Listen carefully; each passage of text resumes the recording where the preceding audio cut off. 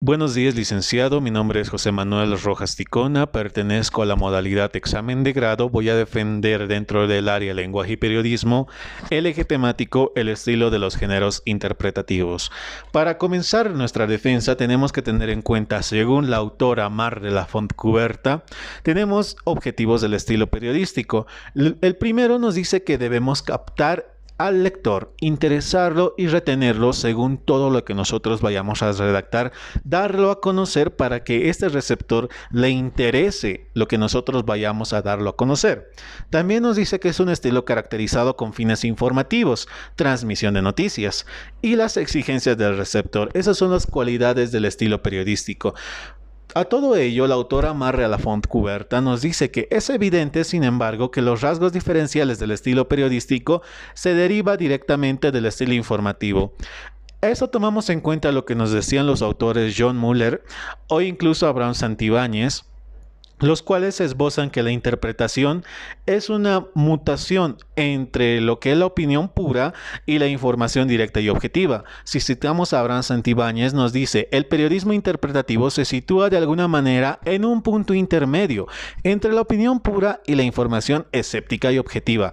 Esto permite dudar muchas veces de su objetividad y hace posible un cierto contrabando ideológico, deliberado o no. ¿Qué es lo que nos está dando a conocer el autor? Que la interpretación tiene ciertos riesgos en cuanto a dar a conocer lo que puede ser diferenciado entre nuestra opinión y la información tal cual es.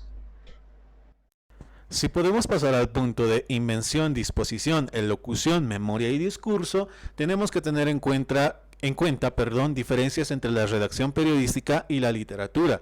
Según la autora Mar de la Fontcuberta, nos dice que dos procesos comunicativos muy diferenciados de las funciones de comunicación. El autor Santibáñez nos dice que eso es una nueva forma o género periodístico, consiste en síntesis, en organizar un flujo noticioso. El autor Morán nos dice que tienen como elemento las principales ideas mediante las cuales el lector conocerá el mejor tema abordado, orientará su juicio y podrá ir hacia la profundidad de los hechos.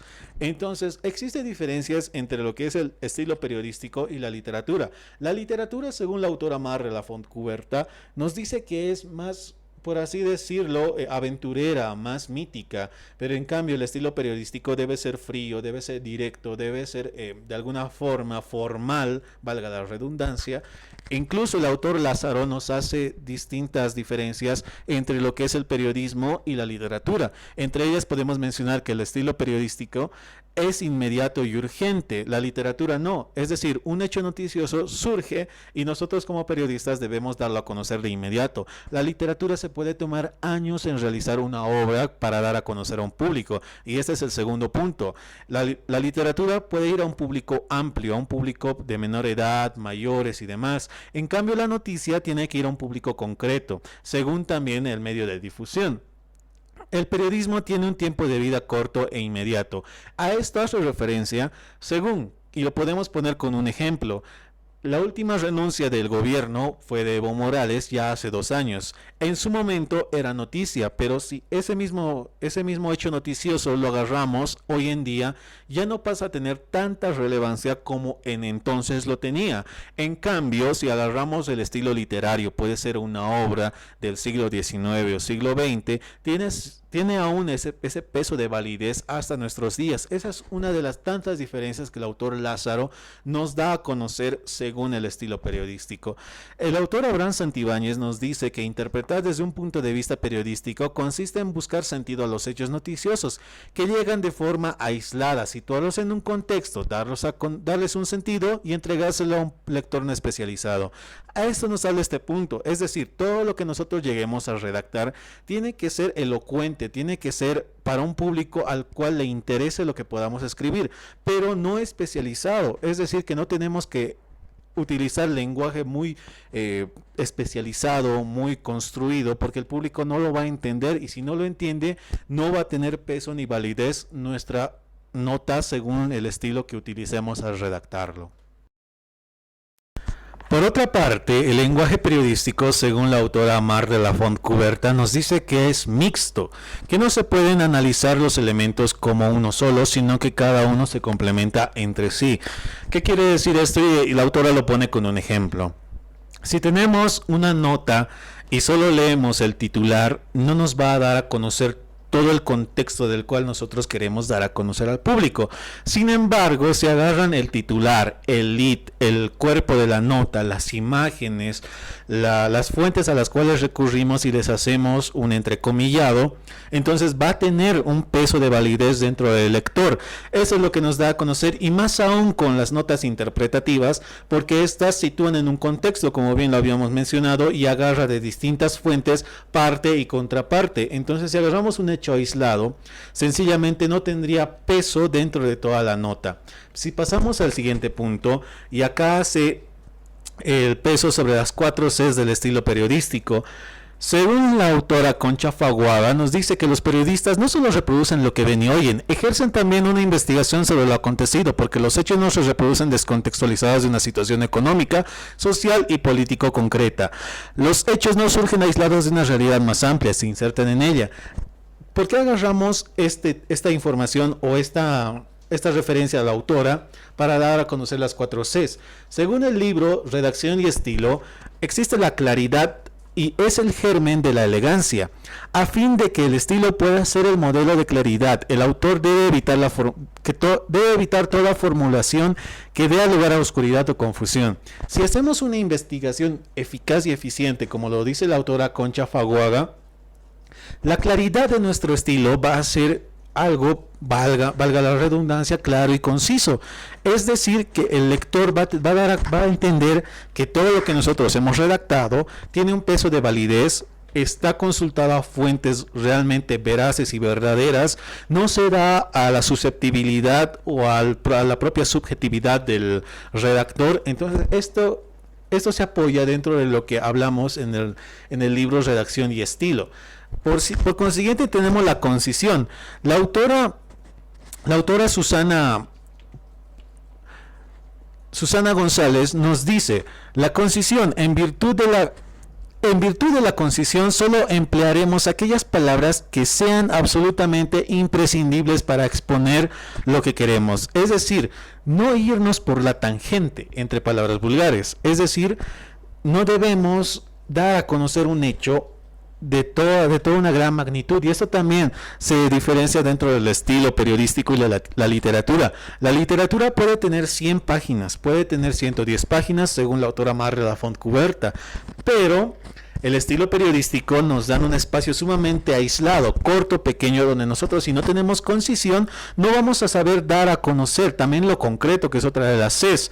Lo concreto nos dice que si dentro de todo lo que nosotros vamos a redactar, eso no es directo al punto, conciso, coherente, lo que podamos escribir nos va a faltar aún más espacio para dar a conocer, y el lector no está en la capacidad de poder investigar aún más. Tenemos que dar nosotros todo cocinado para que ellos puedan entender la nota que nosotros queremos dar a conocer. Correcto, porque tiene que ser acá la autora nos dice que la marca del verdadero escritor es propia y la creación de la oración. ¿Qué quiere decir esto?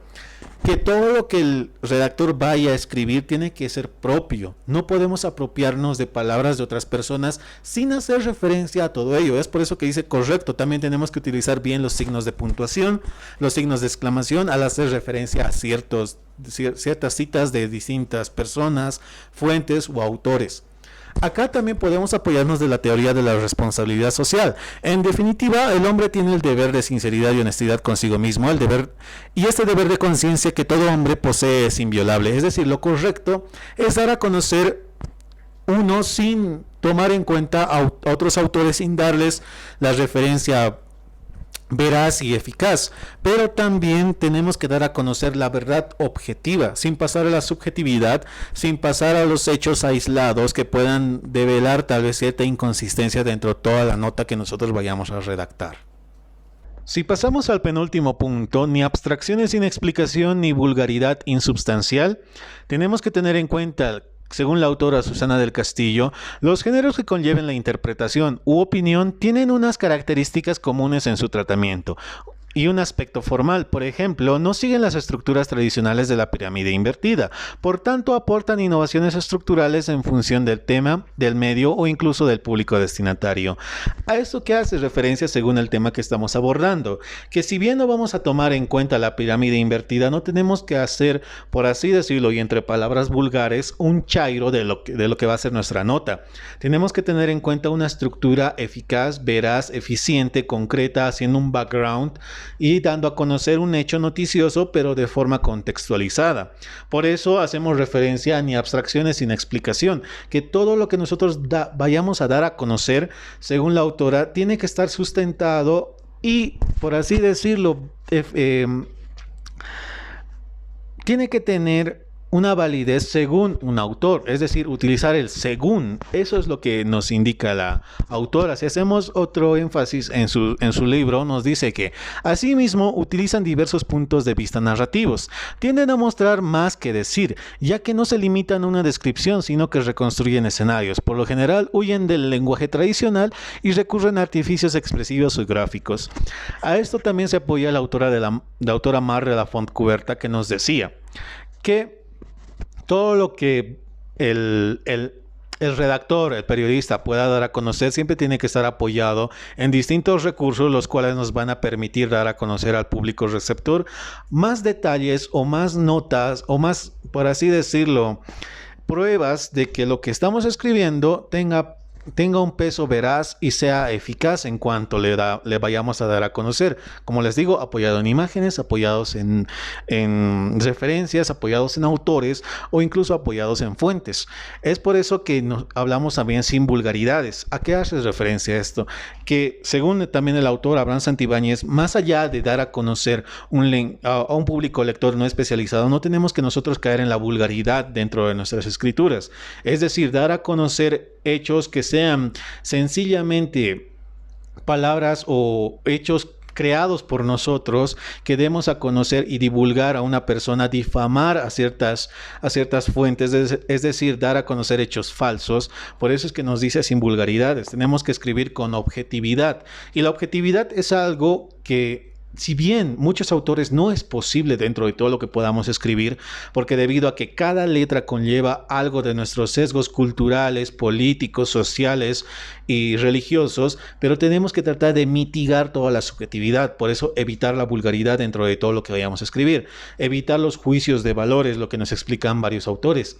Y si pasamos al último punto, los rasgos particulares de cada género, tenemos en cuenta que la crónica, según Martínez Albertos, es una narración directa e inmediata de la noticia con ciertos elementos valorativos, que siempre deben ser secundarios respecto a la narración del hecho entre sí.